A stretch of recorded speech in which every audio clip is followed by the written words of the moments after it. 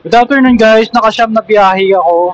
Ngayon ay October 16. Simula kaninang 6:55 AM hanggang ngayong 3:39 PM. Ang unang biyahe ko, galing ng Batasan, papunta ng Antipolo. 208 naman ang pamasahe ni ma'am, nag-tip siya ng 22 kaya naging 230. Ang kasunod na booking ko galing lang din sa Antipolo. Sakto na pagbaba ko lang kay ma'am, pinasukan kagad ako ng booking. Galing lang din sa Antipolo yung pick up. 1.4 kilometers 4 minutes naman ang biyahe papunta sa pick up location. Papunta naman si sir sa Pasay. Sa request ko lang nakuha, 339. Nag-tip naman si sir ng 61 kaya naging 400. Pagdating ko sa Pasay, pinasukan kagad ako ng booking.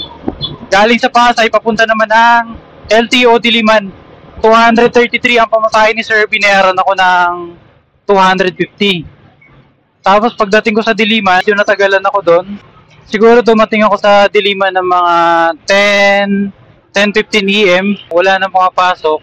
Kaya naisipan ko mag-auto accept. Sakto, pag open ko ng auto accept, pinasukan naman ako. Malapit lang din yung pick. Doon lang din yung pick up sa Diliman. 50 pesos lang ang pamasahe ni ma'am, 1.7 kilometers.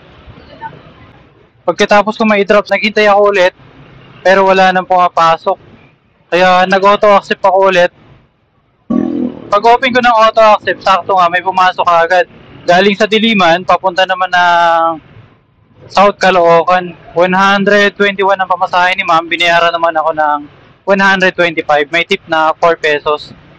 Pagdating ko ng South Caloocan, may mga pumapasok pero malalayo ang pick up kaya hindi ko ina-accept. Siguro umabot ako ng mga 20 to 25 minutes sa South Caloocan. Nag-auto accept na ako kasi walang pumapasok. Sakto na pag-open ko ng auto accept, pinasukan naman ako. Galing sa South Caloocan, papunta naman ng Makati. 173 ang pamasahe ni ma'am. Binayaran naman ako ng 175. May tip na 2 pesos. Pagdating ko sa Makati, walang pumapasok na booking kaya siguro umabot ako ng mga 10 minutes sa Makati. Walang pumapasok na booking kaya nag-auto accept ako ulit. Sakto nga na pag-open ko, may pumasok agad na booking galing sa Makati, papunta naman ng Quezon City sa Banawe.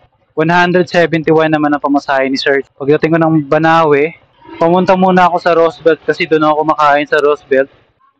Pagkatapos ko kumain, siguro mga 15 minutes lang, pinasukan naman ako ng booking.